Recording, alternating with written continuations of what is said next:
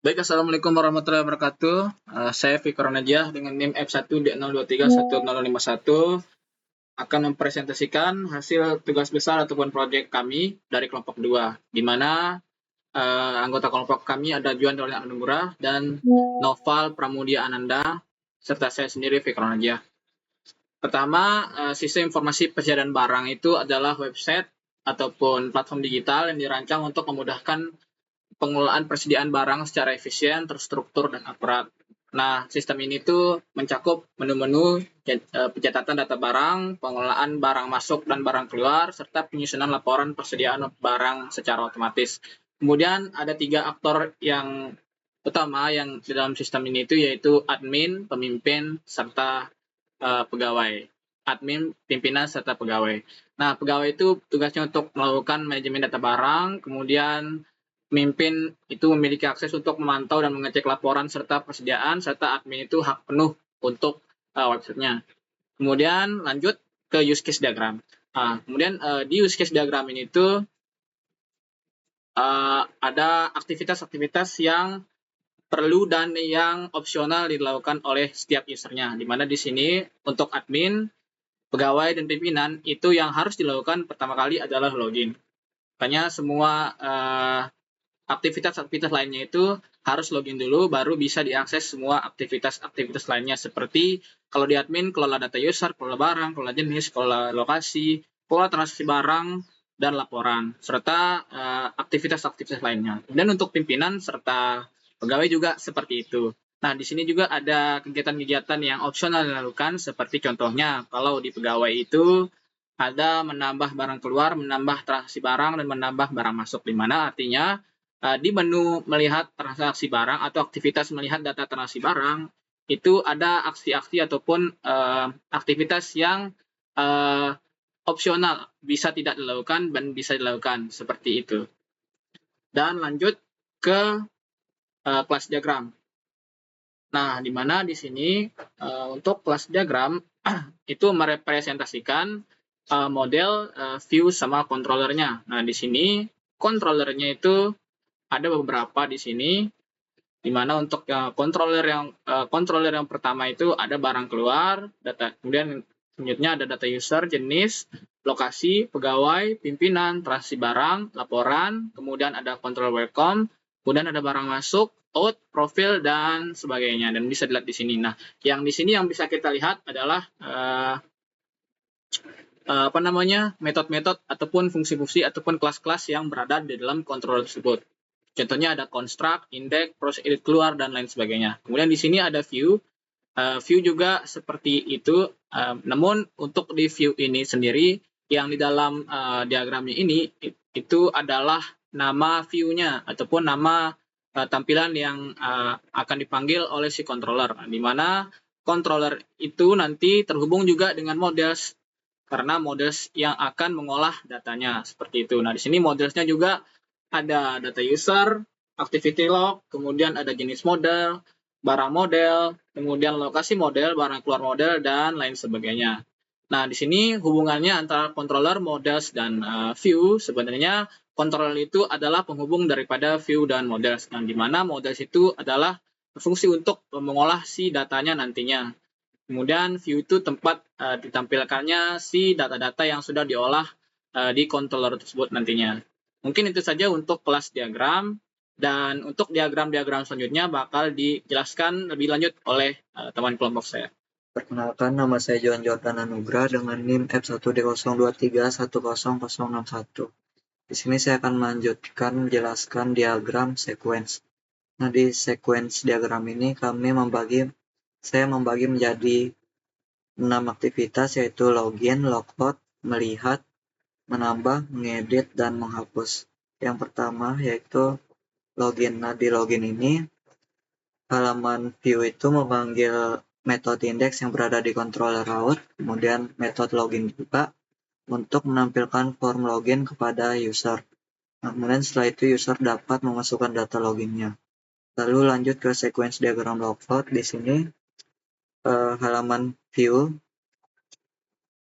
memanggil metode logout dari controller route, kemudian sistem akan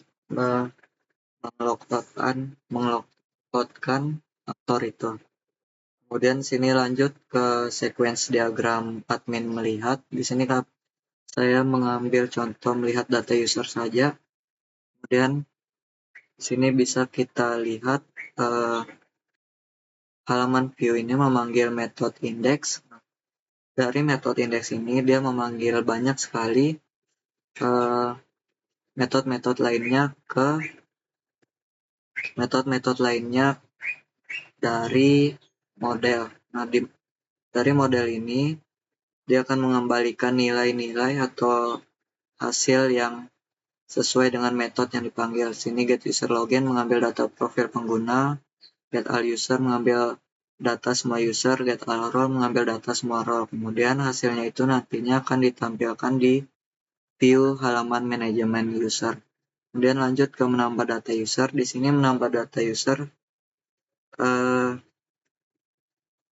memanggil halaman view-nya itu memanggil metode proses tambah user dari controller, kemudian dari controller mengambil dari model, kemudian hasilnya itu dia tampilkan ke view yang berupa form tambah.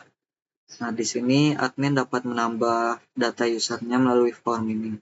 Kemudian lanjut ke mengedit. Di sini mengedit kurang lebih sama dengan menambah tadi, yang membedakannya adalah metode proses yang dipanggil. Di sini memanggil proses edit dari controller, kemudian controller mengambil formnya itu dari model. Kemudian model memberikan form, lalu ditampilkan oleh controller lalu controller menampilkannya ke view. Lalu di sini lanjut ke sequence diagram menghapus. Sini menghapus data user. Nah, di sini yang membedakannya itu yaitu proses yang dipanggil juga, metode proses yang dipanggil yaitu hapus user. Nah, kalau hapus user ini akan menampilkan flash data nantinya yang akan meminta konfirmasi dari admin jika benar-benar ingin menghapus. Jika ingin menghapus, maka akan mengklik tombolnya, kemudian akan dihapus dari database-nya juga. Lalu kemudian ditampilkan pembaruan data usernya. Lalu kurang lebih sama untuk semua sequence diagram lainnya ini karena cuman melihat, menambah, mengedit, dan menghapus. Yang membedakannya adalah objek yang dihapus, ditambah, atau diedit itu. Dan lanjut ke pegawai. Di sini pegawai sama saja dengan admin, cuman yang membedakannya itu adalah tidak memiliki sequence diagram laporan, melihat laporan. Kemudian untuk pimpinan, sedangkan untuk pimpinan ini dia cuman bisa untuk melihat laporan. Lalu lanjut ke IRD. Di sini IRD kami membuat 10 tabel.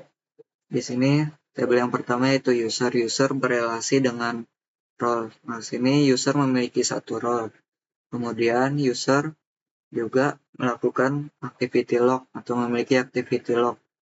Satu user memiliki banyak sekali activity log. Kemudian lanjut ke tabel barang. Di sini tabel barang berelasi dengan tabel jenis. Kemudian setiap barang itu memiliki jenis. Kemudian sini barang berelasi dengan barang masuk. Barang ini dapat memasukkan barang masuk.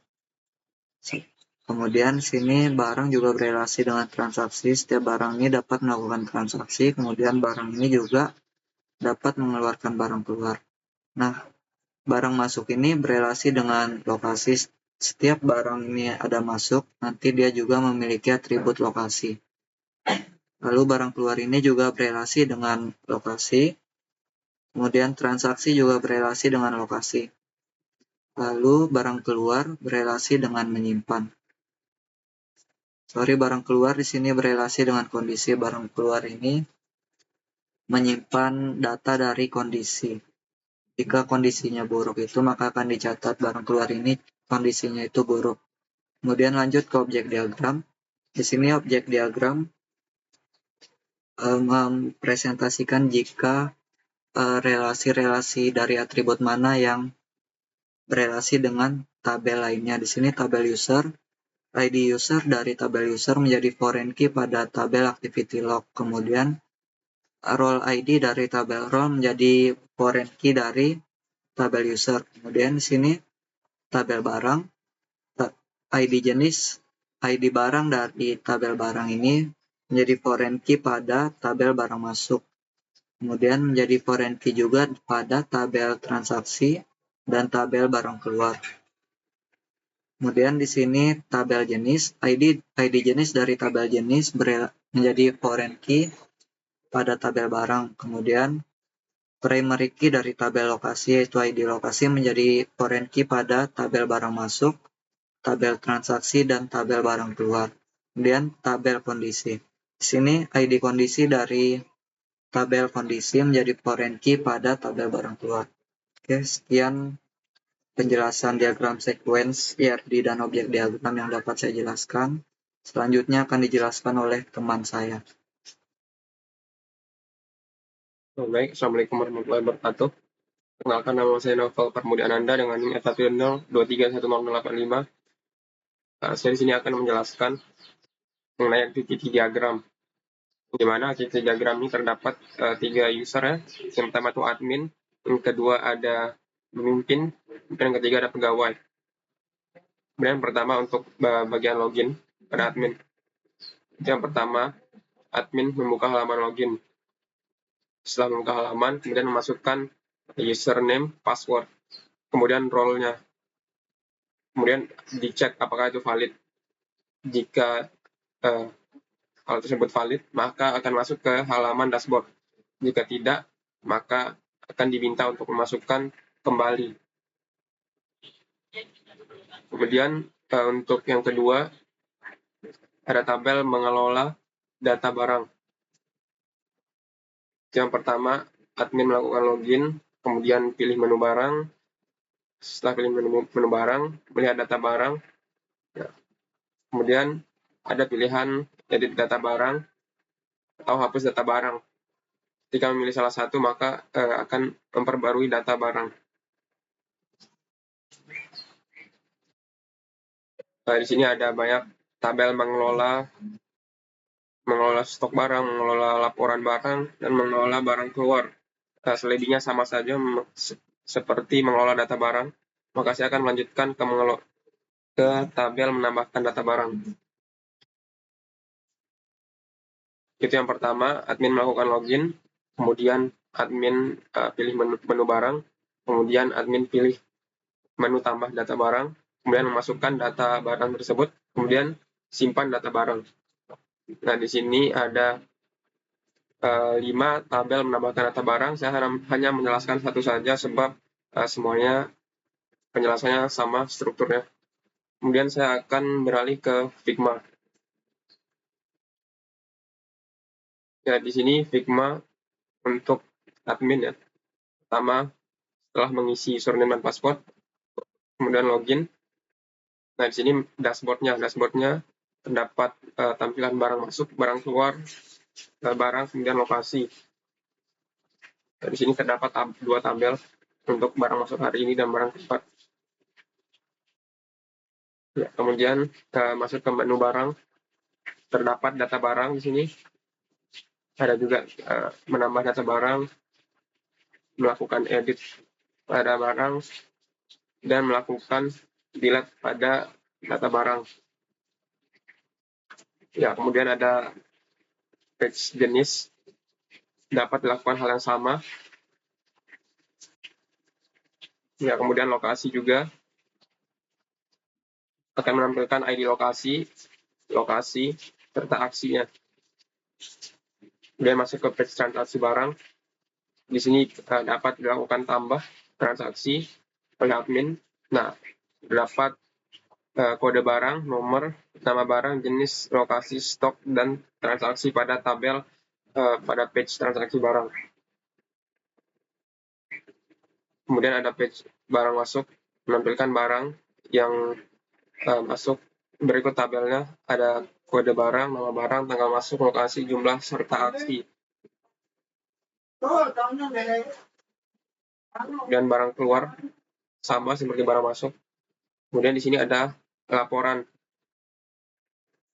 Ya, admin dapat melakukan print, copy, atau print menggunakan Excel dan PDF terhadap laporan stok barang.